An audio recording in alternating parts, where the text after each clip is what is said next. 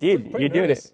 No, why? We're You're a just talking. celebrity in this world. It is pretty wild. I can say that in my normal life, I do not get recognized at all. So the Yeah. fact that people would actually stop me and talk to me is kind of Yeah. mind-blowing. Yeah. Oh, so we're here at the first inaugural Books and Beyond conference here in Las Vegas. I'm here with Joji Davenport, one of the founders, also co-founder of Bookmine. Which Yeah, is books Bookmine. Yeah. So just tell us a little about yourself, like how you started, like who are you? All right. So my name is Joji Davenport. I was a former high school teacher. I recently just retired because flipping books was enough over the last 7 years to basically reach financial independence. But yeah, my name is Joji, and I basically buy books on Amazon and resell them on Amazon for a profit.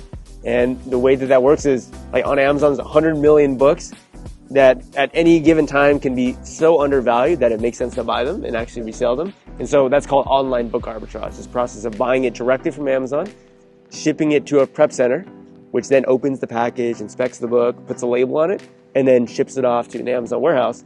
And then once it's at an Amazon warehouse, of course, it's eligible to be sold to any customer in the United States. So yeah, essentially that's how I got started. Now, how we're here, which is kind of crazy, is I met my business partner, Victor Gallegos. We built Bookmine, and we kind of teamed up with two other guys, Steve Rakin and Avery Romer. We're going to talk to him later. Yeah, talk to him later.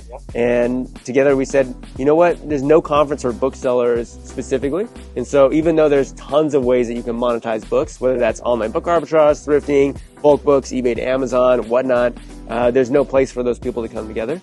And so we wanted to build it, and we said if you build it, they will come. And this is the first conference. I mean, what do you think? You think it's pretty good? I mean, yeah, it's been 2 days now. This is the second day. There's speakers like every 30, 20 minutes. Yeah. I've learned, especially during the networking, I've learned a lot of things, like some tips that I didn't know I could do. Yeah. Like I found ways to monetize what I thought were losses. Yeah. So it's like now I can go back home and I can kind of implement some strategies that I didn't have before. So just that alone is already worth the ticket price. Yeah, isn't it crazy? Like plus, like I was thinking, like I was looking at the topics you guys were talking about, like in the schedule. I was like, I kind of already know these things just based on like your YouTube videos, and then just watching some information. But like coming here now, it's kind of like, like I'm talking to experts, and it's like when I came here, before coming here, my main goal honestly was to kind of get inspiration. Yeah. Right? Because I was like trailing off, and in this industry, like when you start trailing off, your sales start to drop. And like, what you obtain or your profits are a direct correlation to how much like effort you put in. Absolutely. Right? Yeah. So it's like I came here thinking, I need to rejuvenate myself and talking to people who are doing what I'm doing. Yeah. But excelling, making like thousands of dollars a month, it's kind of like, whoa, like I can do this too. Yeah, it's pretty crazy. And now you have my phone number. So anytime you need to text me, just send me a text message. Just hit you a message, just show you a screenshot. I can just keep it chart. I'm so much more likely to respond to you because now I know who you are. Because most people who message me, I try to respond to them, but also I'm a dad. I have a wife. I have other. Not saying that messaging every person who messages me isn't a priority. I'm just saying that I've got a life, and it's easier for me to message someone I know. That's right. And so I know Albert, and so now I want his YouTube channel to grow. I want you to succeed. Thank you. So yeah, send me a text. You send me. I would even probably pick up the phone if you call me. So it's pretty cool. It's pretty crazy, right? Yeah, it's pretty crazy. Just because you came. Like building relationships. Yeah, absolutely. Just for the viewers, can you quickly tell them, like, because everyone that's watching my channel, they're all kind of new sellers. Yeah. So they have no idea the potential behind selling books on Amazon. Yeah. Can you just tell me quickly, or tell the viewers quickly, like, what your numbers look like? Okay, sure. So again, I do online book arbitrage, which is the process of buying a book on Amazon when it becomes undervalued and then reselling it for what it's worth. So you're not like doing what most people do, which is you're going to thrift stores, you're scanning books. Yeah, I'm not doing that. Correct. Right. Yeah. So you're basically going on Amazon. Yeah.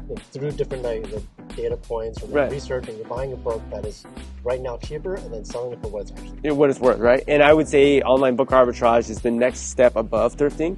In other words, I think of when you get to Amazon, when you get to selling, you're like a plane that's stationary, and planes aren't helicopters. Helicopters just go up and they're in the air, right? But planes actually have to get momentum and move. And so in order to do online book arbitrage, you actually need capital. But the way that you build capital when you don't have it is you have to use your time to build a capital, which is why going to thrift stores, going to library sales, garage sales, estate sales is amazing, because you can buy a book for $1 or $2 and then sell for 20 or 30 and make quite a bit of margin on it, right? So last year with online book arbitrage, I did $297,000, made $100,000 profit, and that was all from basically just at my house, buying books from 10 p.m. to midnight, and that's because Amazon's open 24/7. Yeah. Amazon never closes. How much time do you spend per week just like on this job? Yeah, about 2 hours a day. So I would say about 14. Yeah, it'd be like 14. I'd say probably between 14 and 20 hours depending on the day. And the idea is that I don't necessarily need to work anymore. I do it because it's a hobby. Right. Like a lot of people do their hobby 10 to 20 hours a week, right? Work for their hobby. Yeah, exactly. So you really like to play basketball, you really like to play video games, you like to go, whatever it is that you do, right? Yeah. People generally spend 10 to 20 hours a week doing that. And this is what I consider my hobby, right? Because of the fact that I no longer technically need to work, right, but I do it for it's fun. Yeah, I do it because it's fun. Yep. Amazing. So new sellers, any tips you can give them when they're first starting out? Like a lot of times they're kind of overwhelmed with all the things, like all the tools, software. Right. Like they think they can just go scan and then they just start making money right away. Any tips you can give them, like actually like applicable tips that they can do? Yeah. Think of? Absolutely. The number one thing that you have to learn is what a book is worth. Yeah. And the only way to do that is using a software called Keepa. And so what Keepa does, to put it simply, is it essentially tracks the price of books on Amazon through their entire history of being listed on Amazon. So like, let's say you have a book about cooking and it was listed in 2012. Well, basically on the Keepa software, you can actually see what that book was listed at its lowest price from 2012 till today. Yeah. And you can make some pretty good predictions about the book. For example, let's say this cookbook, its used price, its lowest used price from 2012 till today is always between $2 to $5. Okay. That's a book that certainly has much less value than a similar cooking book that has always been between $20 and $30. Right. And so the first thing you need to do is identify, okay, well what is a book generally worth? And so half the picture is, well, what is the lowest use price over time? The other half is the book actually selling? Right. So there's a green line you'll see on the Keepa chart called sales rank. The sales rank is a number that Amazon gives us that reports the popularity of that book. So a sales rank of 1 means that's the most popular book on Amazon. Yeah, and then a book with a rank of 1 million, that's the 1 millionth most popular book. In other words, there's 999,999 books better than it right now, selling more frequently. Right. So the point here, Albert, is that you need to be able to identify when you scan a book or when you look at a book what its inherent value is, because people are only willing to buy something for what it's worth. Most people, yeah. So you can price the book however you want. Yeah. You can put whatever number you want. Yeah. Doesn't mean it's going to sell. Like I could take a Coca-Cola and ask someone to give me $1,000, but no one's going to give me $1,000 for Coca-Cola because what history has proven to us is that people are willing to pay like $1.50 for a Coca-Cola. Right. Does that make sense? That makes a lot of sense. Yeah. So for someone who wants to learn more about like Keepa and like understanding how to read these charts, where can they find you? Awesome. Great segue. We have what's called the Bookmine Academy. Yep. So we have a YouTube channel. It's just, you can just type in Bookmine, and Victor Gallegos and I, we made a playlist for anybody that's a bookseller, and it's absolutely free.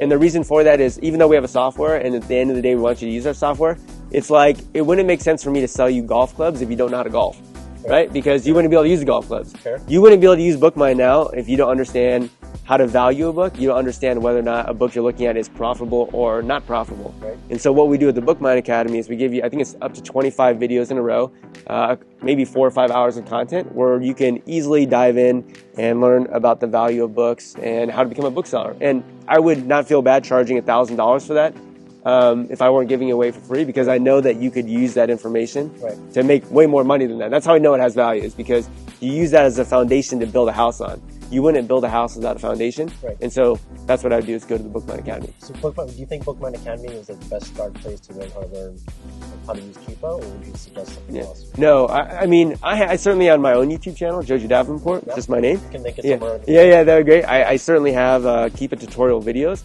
but I would just recommend the Bookmine Academy because it's much more well thought out. It's almost like it's a course in itself. And again, I wouldn't feel bad charging hundreds of dollars or $1,000 for it. But we decided to give it away for free because at the end of the day, what we want to do is help people find books, which is what Bookmine does. And again, with that same principle, it doesn't make sense for me to sell you golf clubs if you don't know how to golf. I need to teach you how to golf so that once you know how to golf, you can buy the golf clubs. Teach men how to fish, not how to fish. Yeah, exactly. Amazing. Thanks, Joji. Thanks for absolutely, Howard. Thanks so much for the interview. See you guys in the next interview. You killed it, bro. Yeah? That was good. That was pretty good.